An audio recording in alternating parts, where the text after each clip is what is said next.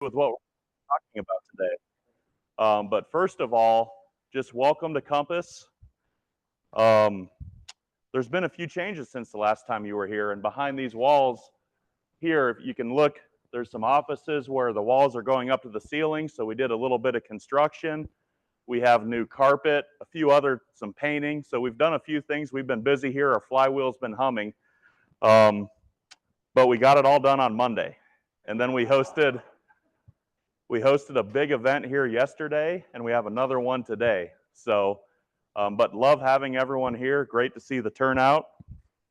Before we get started, I want to recognize our team members because it's been somewhat of a chaotic last few weeks as we worked through the construction and where are we meeting and where are we working, and now we start right back up with these events.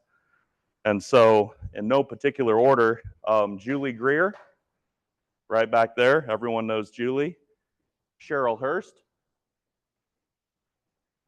Hannah Mason. We have an intern this summer from Iowa State who is majoring in financial planning. He graduates in December. His name's Brody Everett. So if you guys happen to be in or around us this summer, you'll get to meet Brody.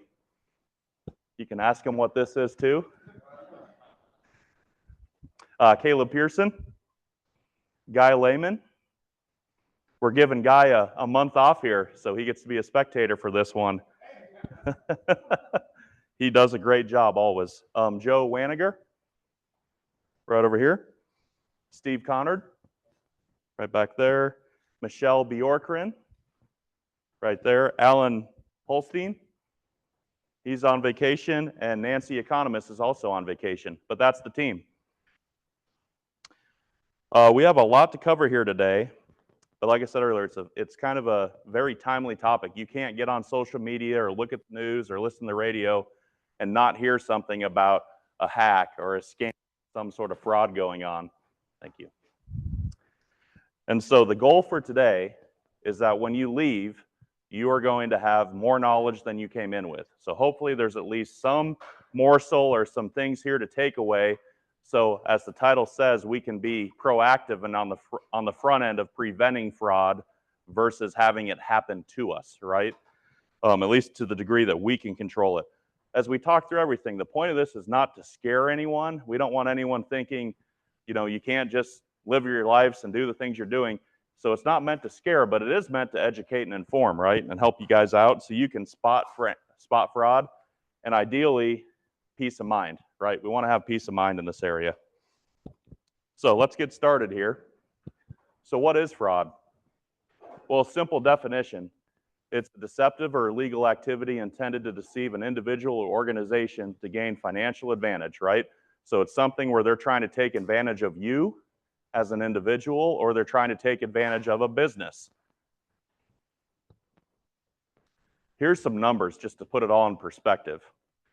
So in last year, 2024, according to the Federal Trade Commission, the FTC, fraud losses totaled over $12.5 billion. So that's billion with a B, okay? And that's what is reported. There's plenty that does not get reported because maybe there's a big business who is locked out of their systems, and rather than be locked out, they choose to pay money to get their systems unlocked, right? So that doesn't even account for that. Second key point here, investment scams were the biggest or the single largest category of fraud. So everyone here, there's some sort of an investing relationship, right? And that accounted for almost half, over almost pushing 6 billion, right? And then more locally here, the most recent data we had was going back to 2023. But according to the Iowa Attorney General's office, they received over 13,000 fraud reports, totaling over $42 million just right here in Iowa. So this is a big issue. And unfortunately, it keeps working. And it's one of those things they only have to be right once. So they can send out thousands of spam emails or texts or robocalls, however they're doing it, and they only need a couple to work. So how do we protect against fraud? Well, we're going to start with knowledge. I'm going to teach you guys some things today. Some of it you may already know. And you've all heard the saying, knowledge is power. But, and whenever there's a but with dots, there's more to it, right? Knowledge is power, but knowledge without understanding is useless. So our old Greek buddy, general, historian, Thucydides.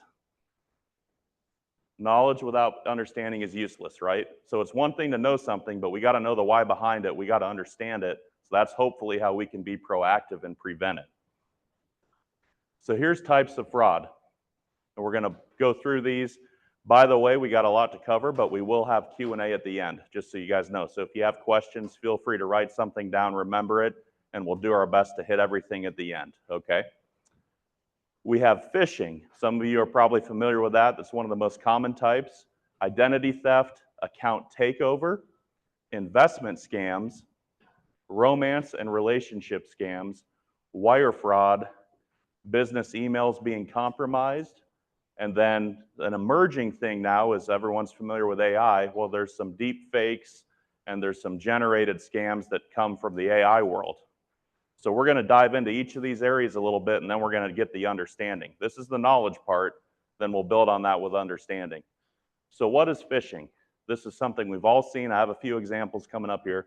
But when you receive fake emails, and it might be from a familiar business or a service, and they're asking for something, they want you to click a link, they want you to do something, some sort of action that gets them access to your information, or maybe just access to your technology, whether it's a laptop, an iPad, a cell phone, whatever it might be.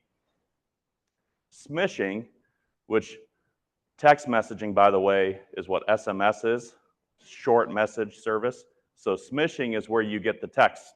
So everyone's probably got the text saying, hey, you didn't pay your tolls. That's one that was pretty popular recently, right? I just had a new one last week that I just threw in. But that's an example of smishing, all right? Vishing, V, we're thinking voice here, okay?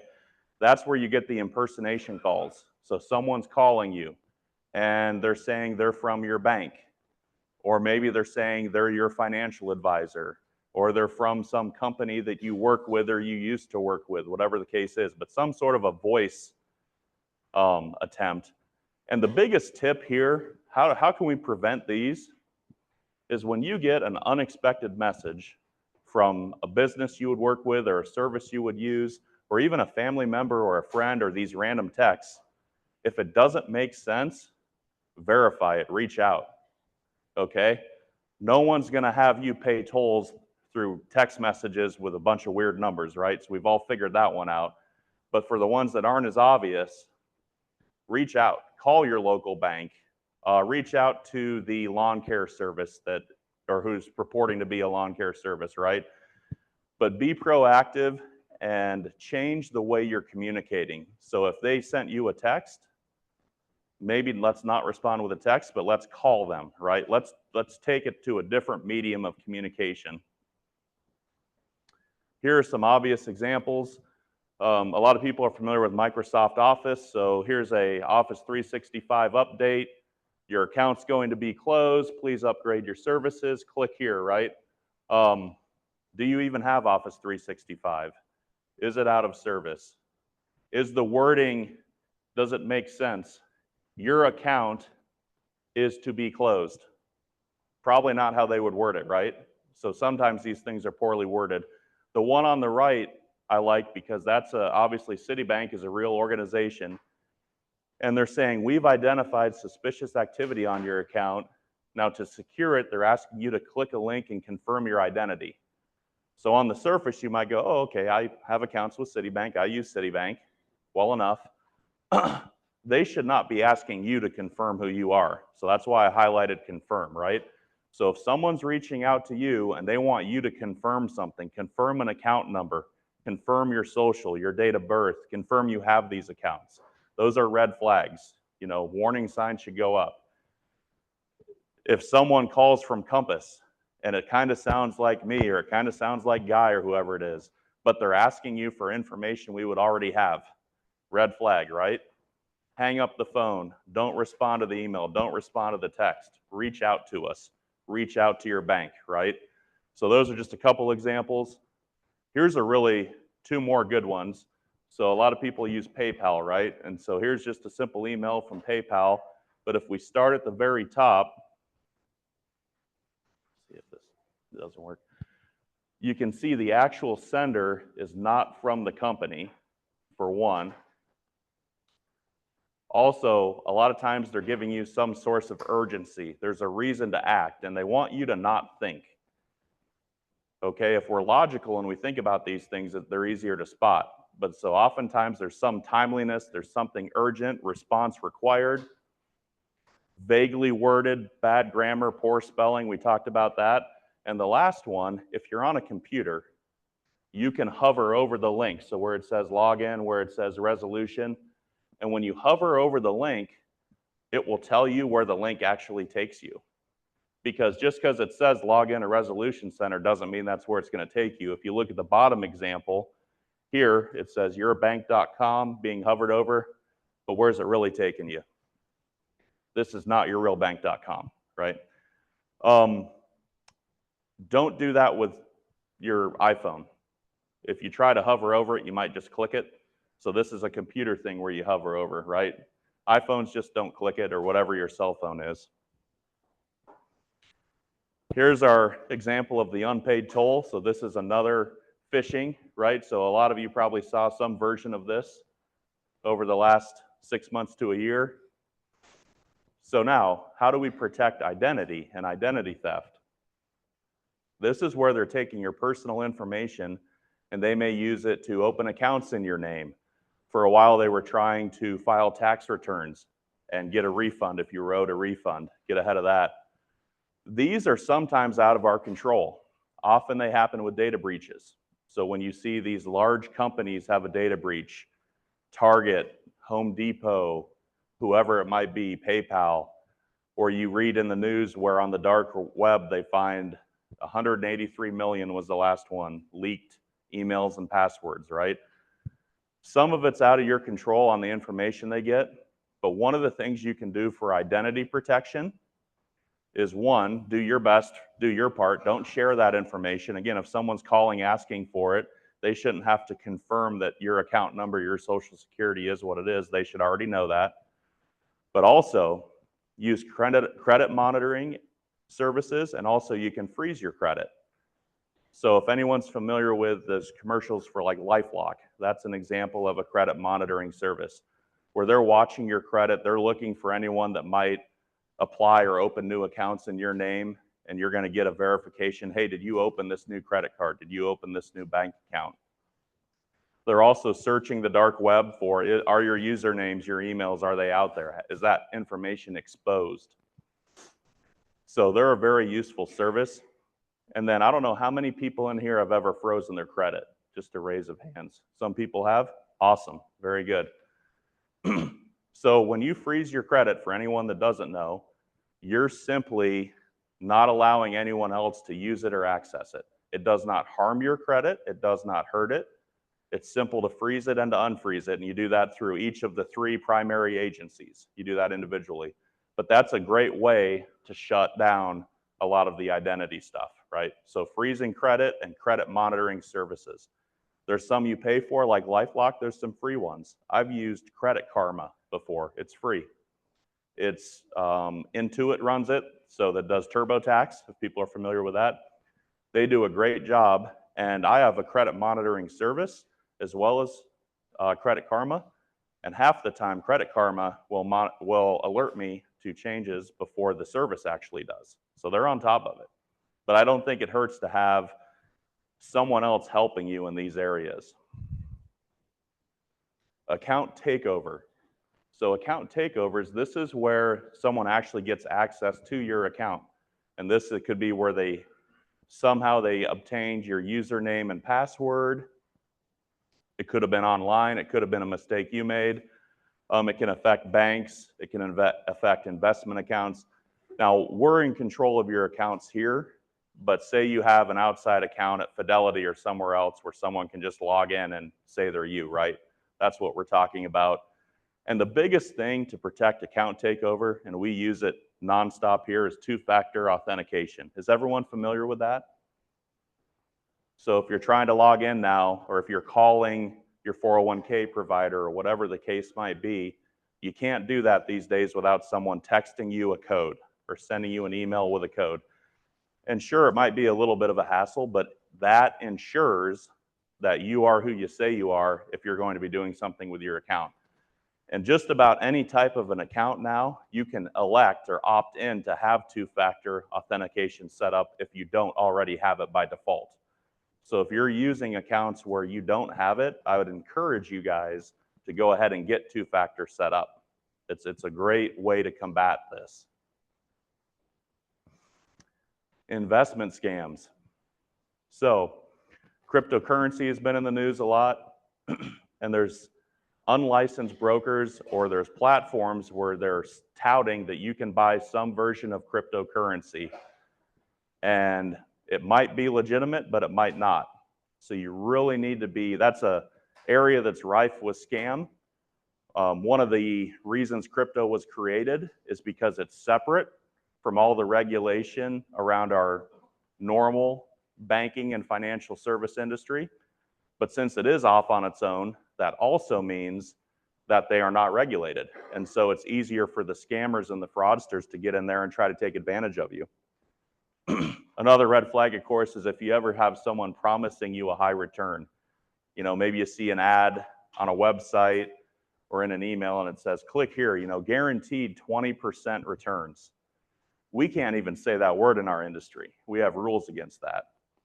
But that stuff is out there, so don't fall for that.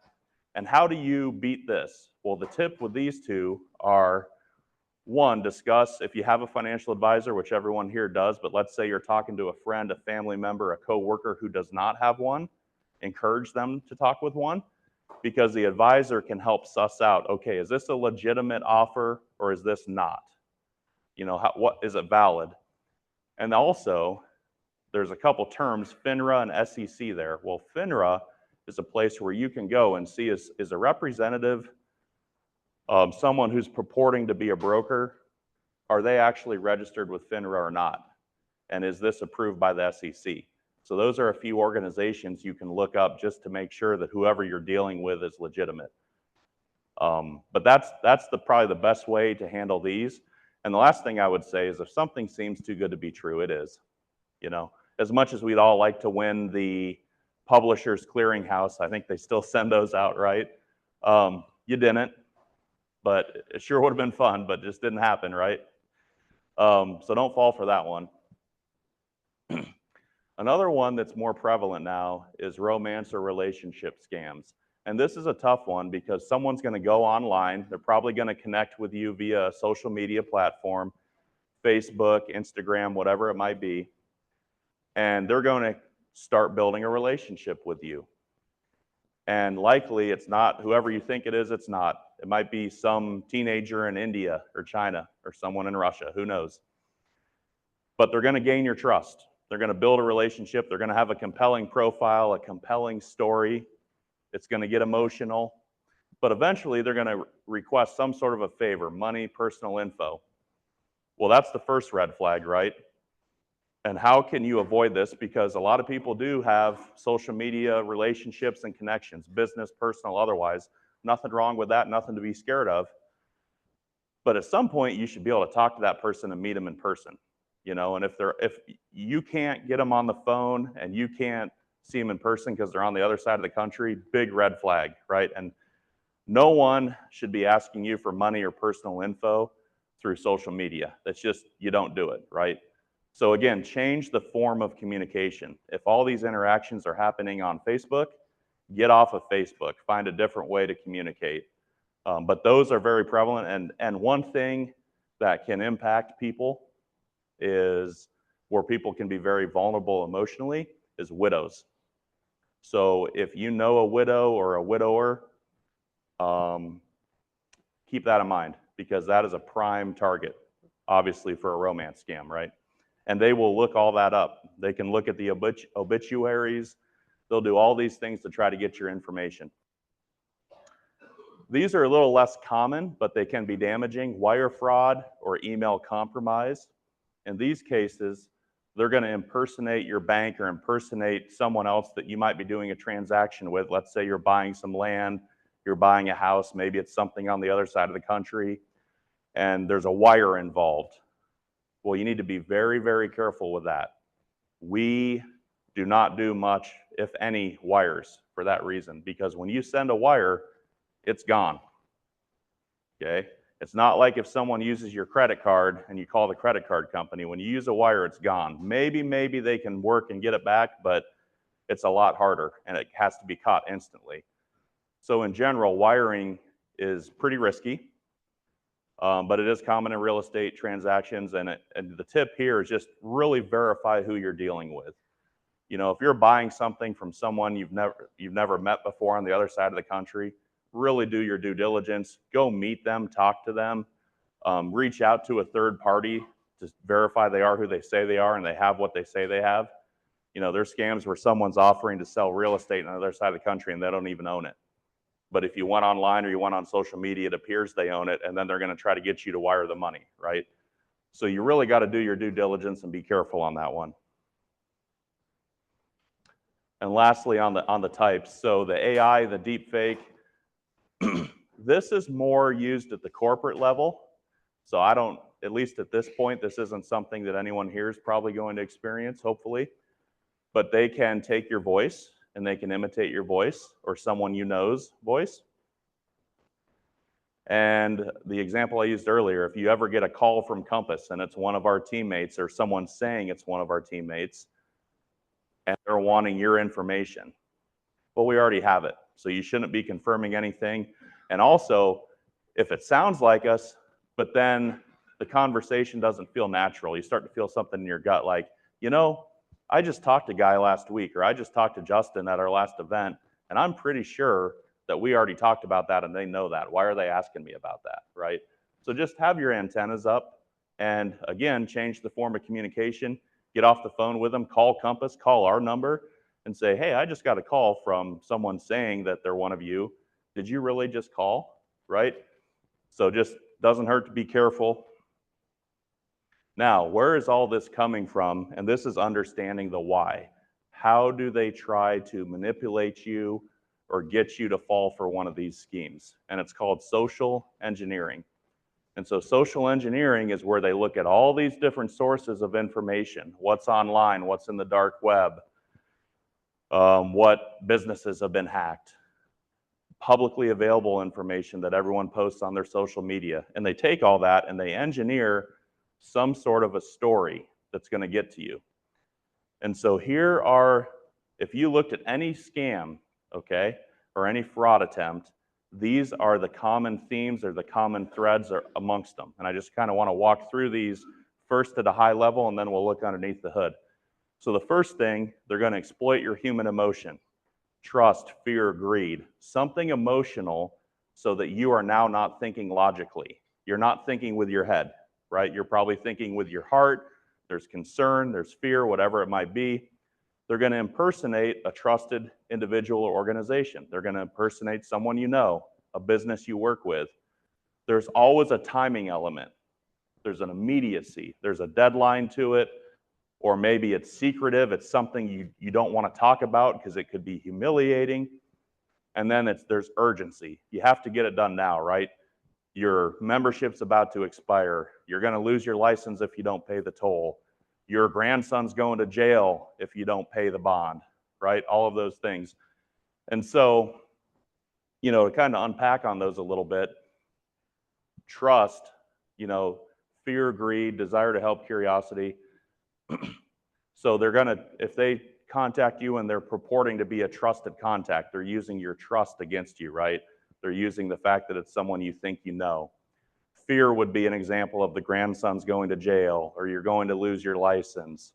Greed, the scams I said earlier where, hey, guaranteed 20% return, buy this and your money will double. Desire to help. Human nature, we want to help people. Iowans, we're very nice by nature. And so sometimes they're going to use that against you to try to hook you in. That's the emotional attachment, right? Or just curiosity. Did I really win the Publishers Clearinghouse? I know the odds aren't good, but maybe I did. Let me check. Let me just click the link and check, right?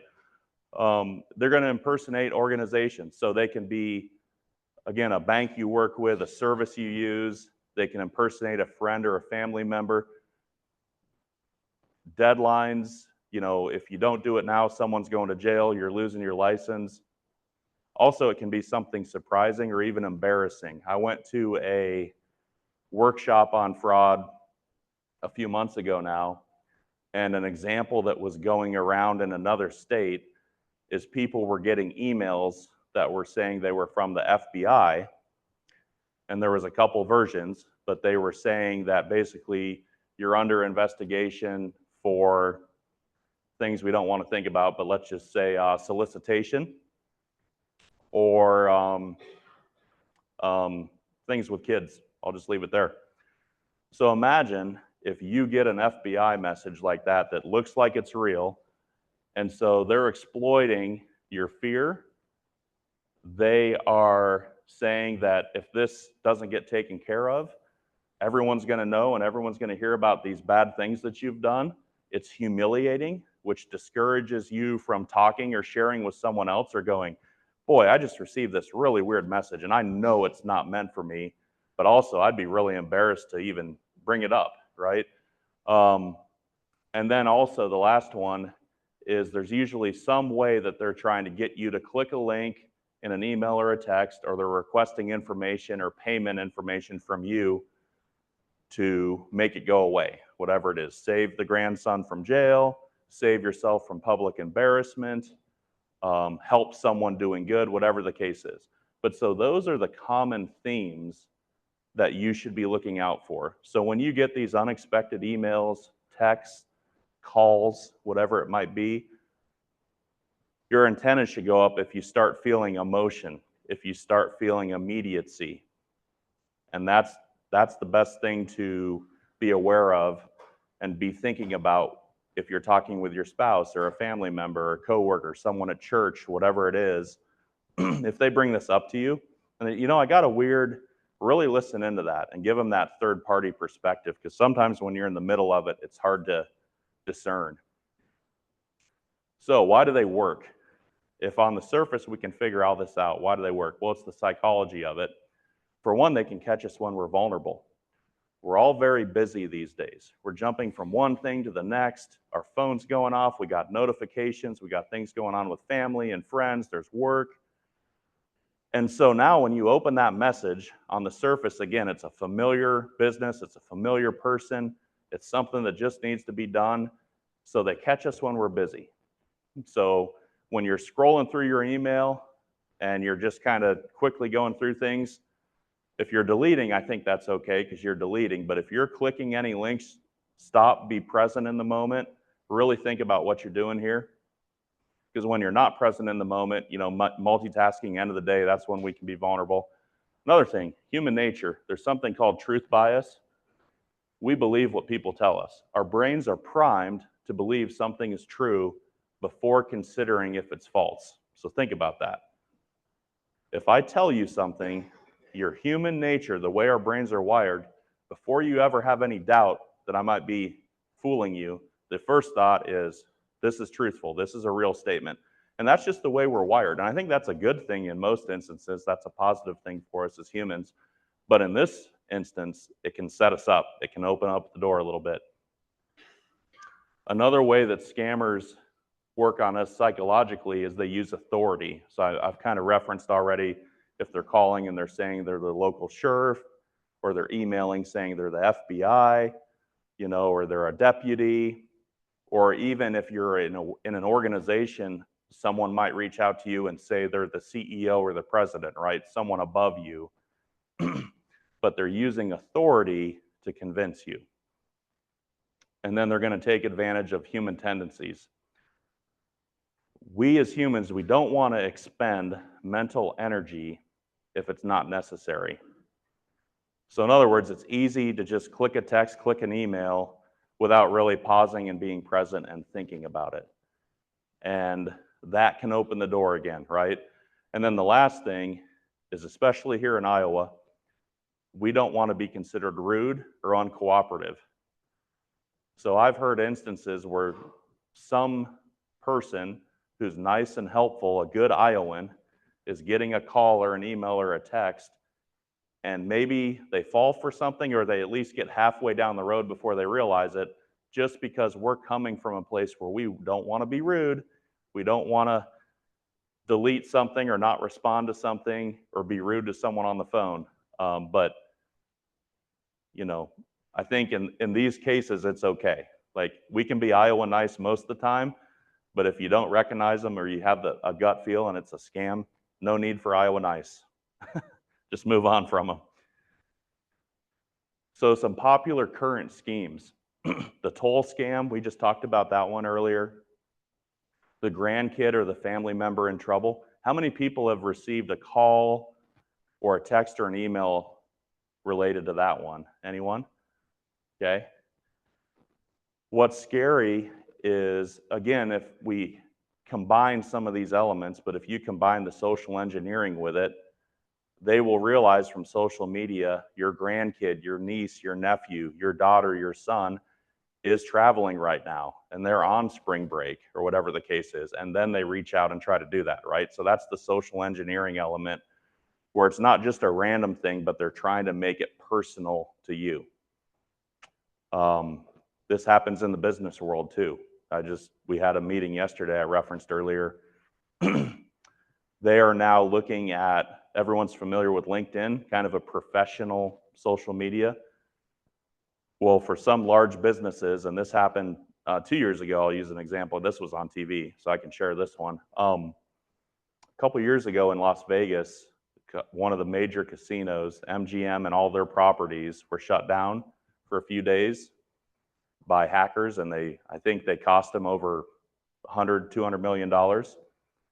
Caesars was also hacked, but they paid to get their systems freed up, and so they paid $30 million, which then again encourages it to keep happening.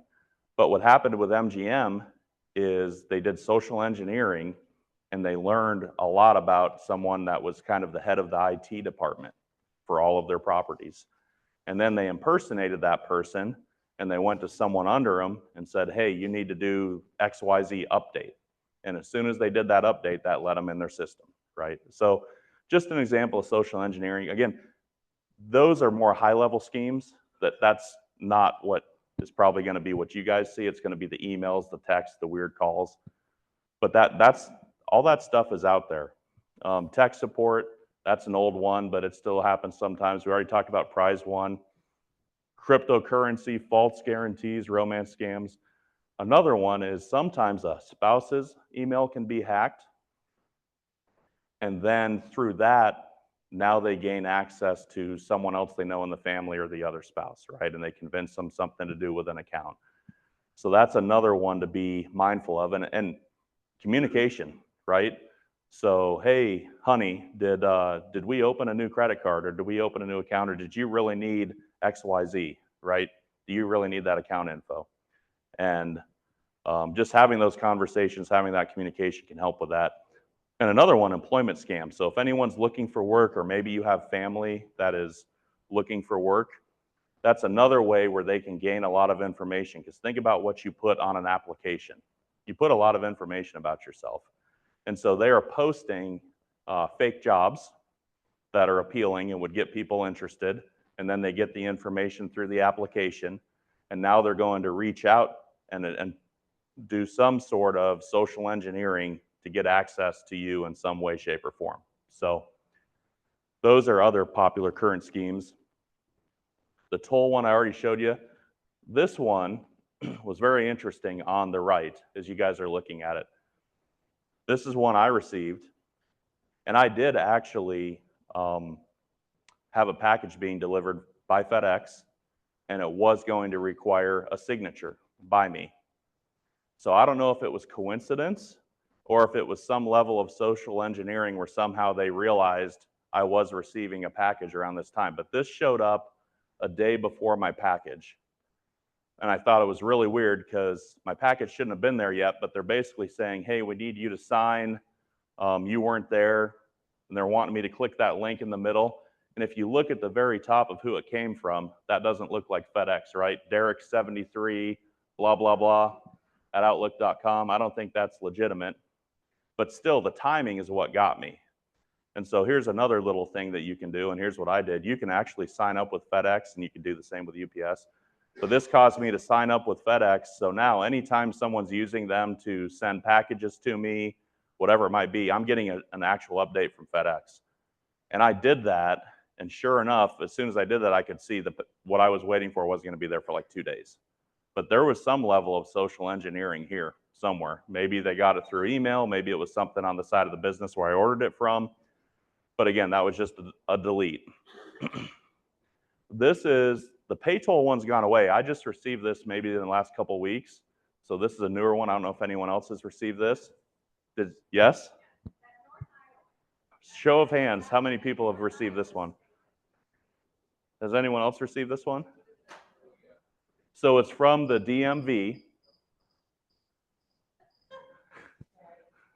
That's a phone, right? We don't have crickets. But it's from the DMV, and it's saying enforcement's about to begin, basically. So again, think about if we go back to the common themes, how many of these are present? Okay, so first of all, it's coming from someone of authority, the DMV, right? There's urgency. Penalties are going to begin June 6th. And it says the records show there's an unpaid traffic ticket if you don't complete payment by June 5th. And I think when I received this, it was like 2 days away, maybe 1 or 2 days away. But if you don't, here's a list. Here's the threats. Here's all the bad things that are going to happen if you don't take action. They're going to report you to the DMV. They're going to suspend your vehicle registration, suspend driving privileges for 30 days. And then, just in case the old toll booth one didn't work, they're going to throw that in here. Transfer to a toll booth and charge a 35% service fee. And you may be prosecuted and your credit score will be affected. Pay now with a link. So again, some of these are better than others, but I just thought it was a good example. And then on the right, it's the same one, but just the bottom of it, because some of it got cut off here. But it says, please pay immediately before enforcement to avoid license suspension and further legal disputes. And then get right at the end, of course, they want you to click a link, or oftentimes it's going to say, hey, click here. If this doesn't work, reload it and then click again. So these are all signs of something suspicious, right? That's not how business is done. And I don't think too many people would fall for this one, but it does have all these elements we talked about right here, okay?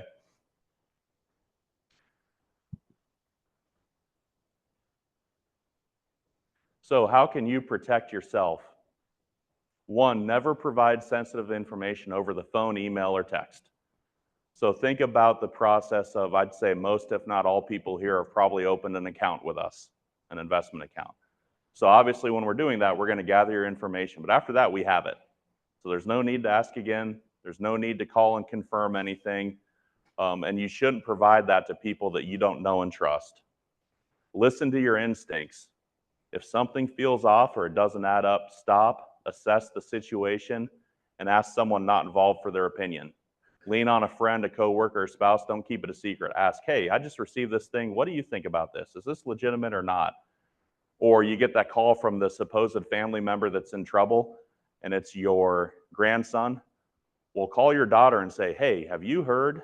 Is there anything going on here? Another one, be present, right? Some of these happen when we're vulnerable. So if you're ever going to give out information, if you're ever going to click something, make sure you're thinking clearly, you're present in the moment. I mentioned this earlier, but I think it's an important one. Change your communication mode. So if they're contacting you via text, pick up the phone. If it's email, pick up the phone. If phone is confusing, go in person. Go to your bank in person. Come to Compass, you know, but change the mode of communication because they can't adjust at that point. You know, they have one shot to try to trick you, and they want to keep you in that little box on that type of communication you're currently on. Also, bring in a third party, right? So some of the ones, a lot of you, most of you probably know who Kurt Pearson is, right? Our founder. And he was sharing one with me, and he said it was okay to share this. I won't get into too much detail, but he received a phone call, and there was social engineering going on. And it was one of these scenarios where supposedly he had forgotten to pay something or he did not pay something. And if he didn't pay it immediately, there was going to be an issue. But they were very convincing. They had enough information where even someone that's in our industry and is up on these types of things, for a while he was even wondering, is this legitimate or not? But he thought, and he paused and he said, okay, I'm going to bring a third party into the conversation. And he said, I'm going to call the local police department because supposedly that's where this originated from. And as soon as he said, hold on, I'm going to call such and such, of course, they backed off and I think they hung up, right? So involve a third party. Here's another one that can be really handy because these can be emotional things. And if they do a good job socially engineering it, it might really get to you. Have a code word for your family or friends. Meaning, if someone was ever in trouble, what's the word that you would say, right? So if someone's calling from the police department, we could even do this here, and we've actually talked about it, as a firm. But if someone's calling asking for a large amount of money and it's out of the blue and it's not something we've talked about, well, do we have a code word to know it's really you, right? And there's other ways we can find out, but for you guys, I think just having a code word could be really useful just for your family. And that's how you really know, because they'll never get that. I already talked about two-factor authentication and also strong passwords. Again, the human nature to sometimes be simple and lazy with things, it applies to passwords. We're all guilty of it, right? But it's so easy to have the favorite sports team or the same one you've used forever or the old house address or whatever it might be. But guess what? Yeah, I see some, I won't point fingers, but I see some faces right now. You probably need to update that, right? And even though it's harder to remember and it takes longer to type and it's not as familiar, it's worth it. Because again, we want to protect our wealth, protect our identity, and we want to have peace of mind. And that's what this stuff can do for you. Your computers, your phones, any type of technology, iPads, keep them current. So when the updates come, make sure you're doing the updates. Because again, all of this is evolving. And so you want to make sure that you are up, your technology is doing its part behind the scenes to help you out there. Public Wi-Fi, it's really handy, but also that's sometimes how they can access your phone or your laptop, whatever it might be. So just keep that in mind. If you're on public Wi-Fi, I'd be very limited in what you're doing. I certainly wouldn't be sitting at a Starbucks on a weekend going through my investment accounts, right? Or logging into my bank, as an example, on the public Wi-Fi, right? Very simple. Get off the public Wi-Fi, just use whatever your natural phone is, Verizon, T-Mobile, whoever you got, right? And then if you want to hop back on the Wi-Fi and browse Facebook, by all means. We already talked about credit report checks and credit freezes. So that's what you can do for you. What is Compass doing? Because this is something that's top of mind for us. We're constantly thinking about it and working on it. Well, first of all, we get to know you and ask questions. There's a phrase or an acronym in our industry, KYC, know your client. So all those times when we're asking you things and how's life going and what are you up to and what trips are you taking and do you have any plans to remodel your house? Well, one, we care and we want to know, but also that is really good information to know, because then when we get a random fraud attempt from someone purporting to be you, and I go, well, I just talked to Ed and I know he's not buying a $2 million condo in Florida right now. Those days are gone, right? So, but just knowing your client, also verbally confirm all money transactions and trades. So this is one that if you've ever had this happen, you call in and you need money from your account and you get Hannah. I'm sorry, you don't call in, you send me an email and you say, hey, we talked about that upgrade we're doing to our home and it's time and we need 50,000 or 100,000, whatever the amount is. Well, we'll never act on anything money request wise if through email. You're going to get a call from us. My assistant Hannah's going to call you, or I'm going to call you, or whoever the team member is you work with, they're going to call you just to confirm that. Even if we know it, even if you were just in yesterday and we already talked about it, we're still just to be sure.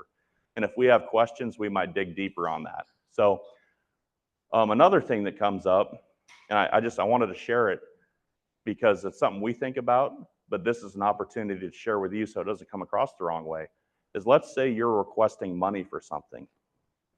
We don't always want to be nosy. Maybe you shared it's for a trip or a home or a boat or whatever it might be.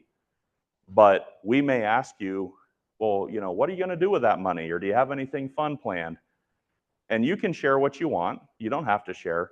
But just so you know, the reason we're asking that, one, again, we care. We're interested in your lives. But two, we're trying to make sure it's legitimate and that no one's taking advantage of you and you didn't get caught up in one of these scams. Because you said, well, I'm taking out $20,000 because something happened to my nephew down in Florida, right? Well, let's dig into that one a little more. Let's talk about that. So that's sometimes when we ask, it's literally just to help you. We're not trying to pry, just so you guys know that. Over communicate. We're always trying to communicate with you and amongst our team to make sure we're not missing anything. We're checking all the boxes. Everything checks out and makes sense. 2 terms you may or you may not hear from us, depending on your situation. Trusted contacts and third-party disclosures. So trusted contacts, that is when you have an investment account with us, if there is someone else in your life that we want to have your permission to reach out to ask them questions. We will not share any information with them. We would not say anything about your account value or what positions you own or anything like that.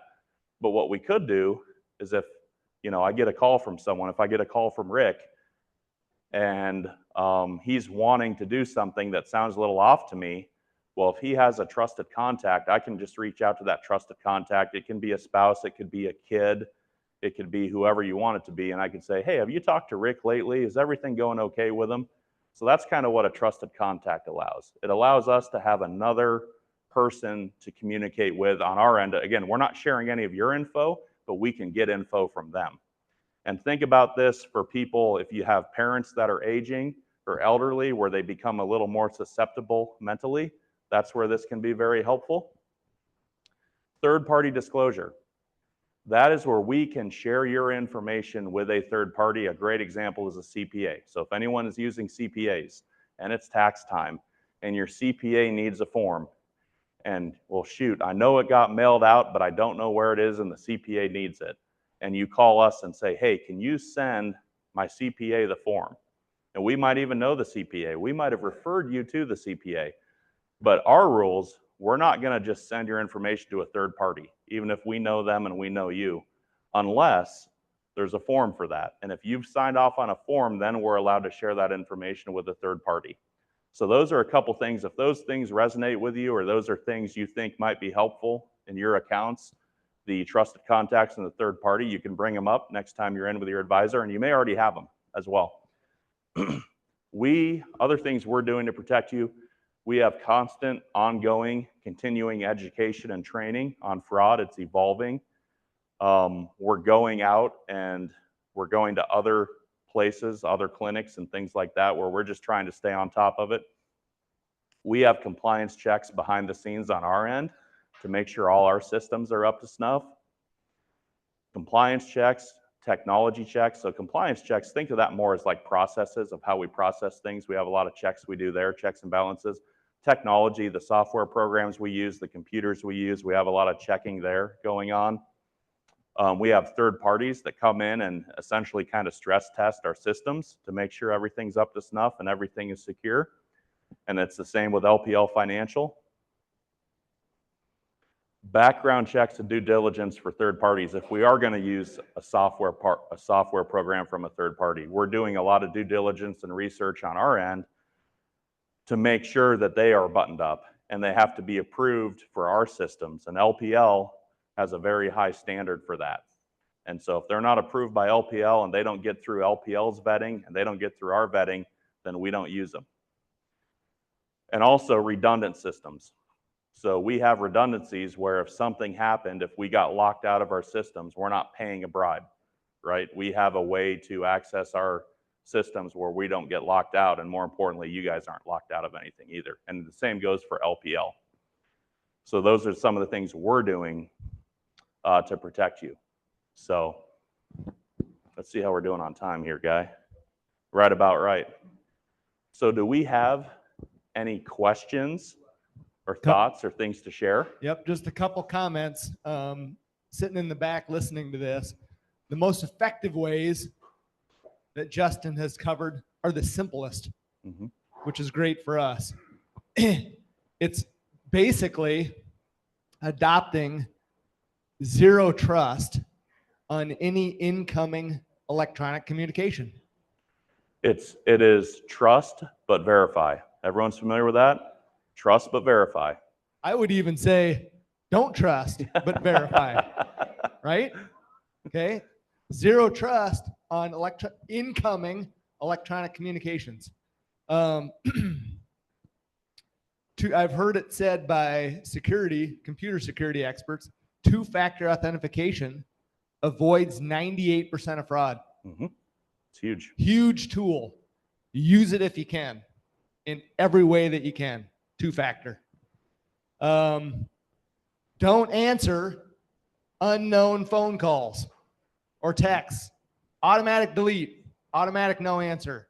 Right? Zero trust on electronic incoming communication. Another thing here, the way that we handle your accounts, there is no way for someone to log on to some of you have the electronic account view to get on and look at your accounts. You can't do anything through that portal. You can't make trades. You can't take out money. So that's the way LPL has it set up. The only way that changes can happen or money can go out to you is through us. Okay, so that is a big piece of security. Now, not so, like Justin said, on Fidelity or do-it-yourself platforms. If they get your login and get in, they can transact on it. Okay, so a big difference. Yeah. Questions? Is there any questions in the audience or online? Go ahead. Guy, do you want to?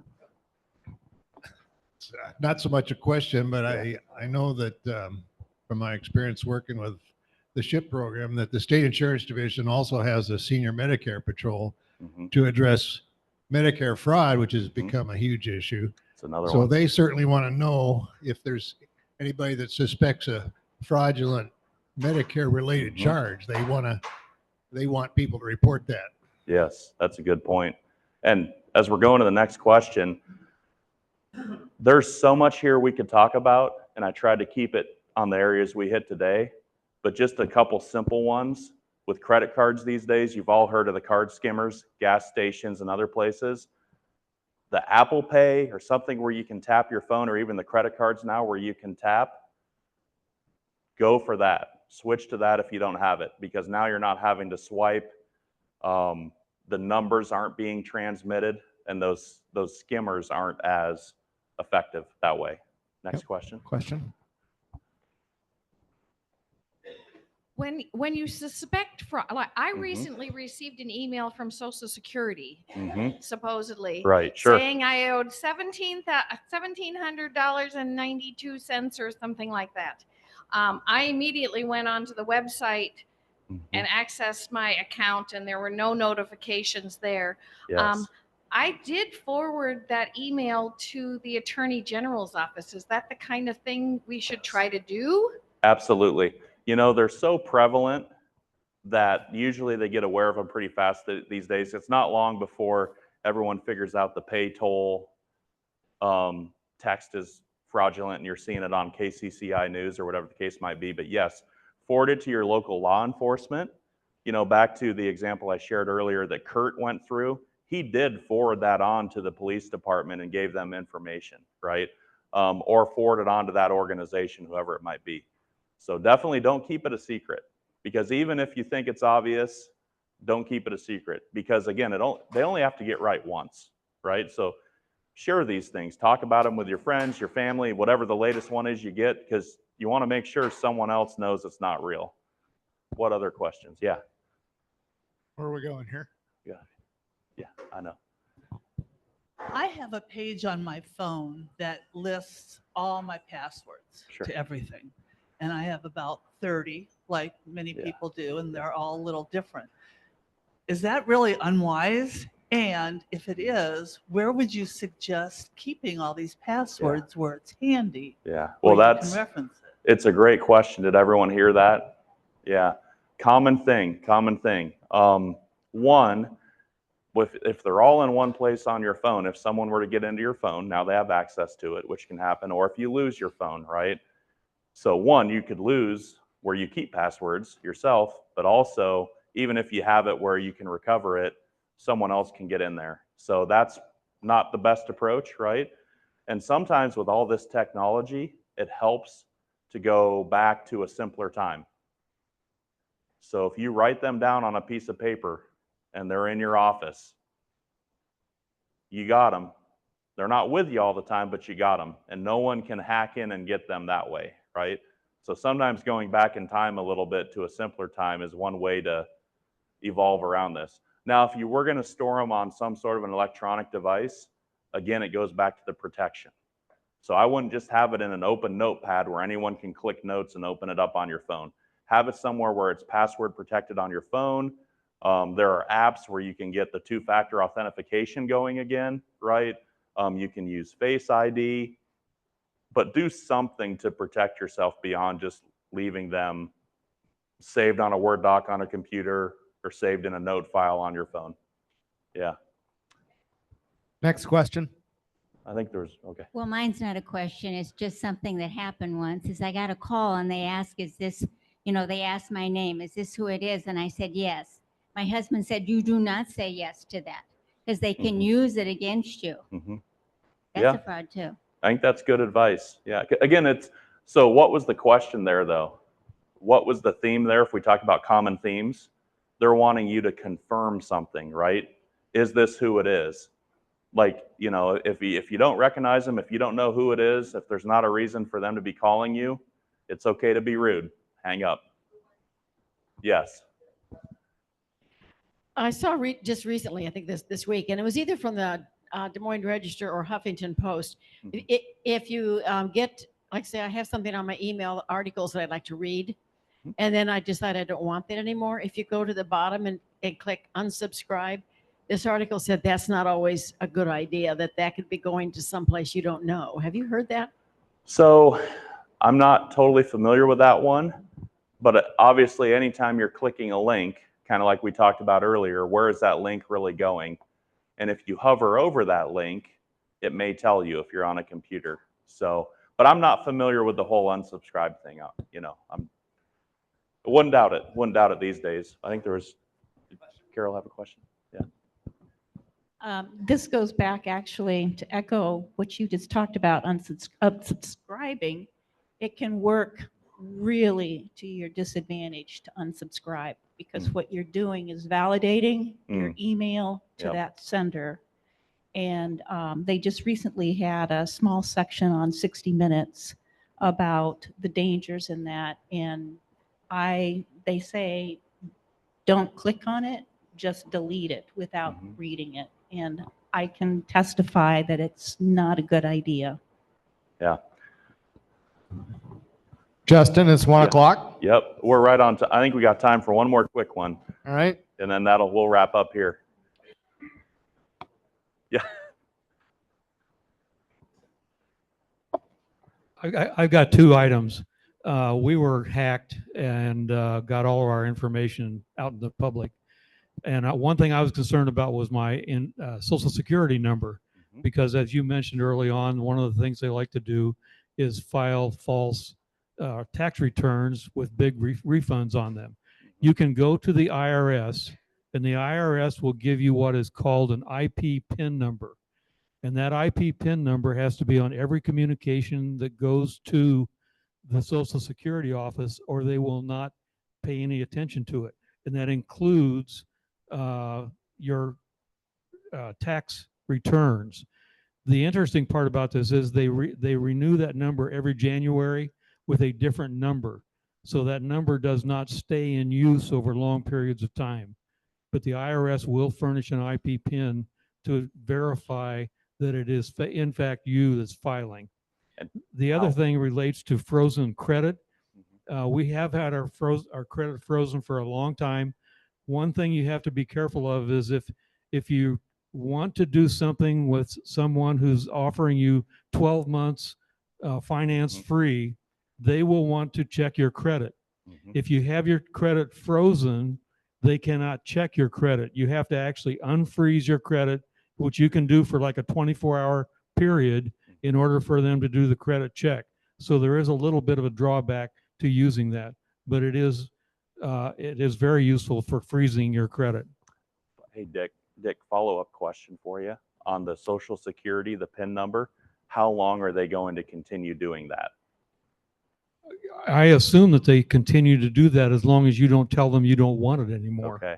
Because Interesting. I have had to renew that PIN number every year for my tax return for them to accept it. Okay. And I assume that you have to go back and tell them personally that you don't want to use that anymore. Very good. All right. Well, we are going to wrap it up for today. Thank you again to everyone for coming out.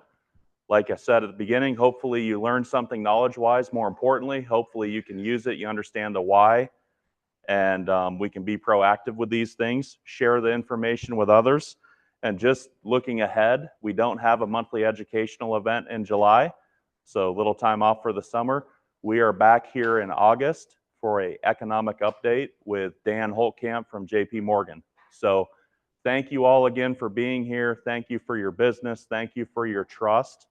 And if you have any questions that go beyond what we talked about today, please feel free to reach out to whoever it is you work at Compass. Okay? Thank you.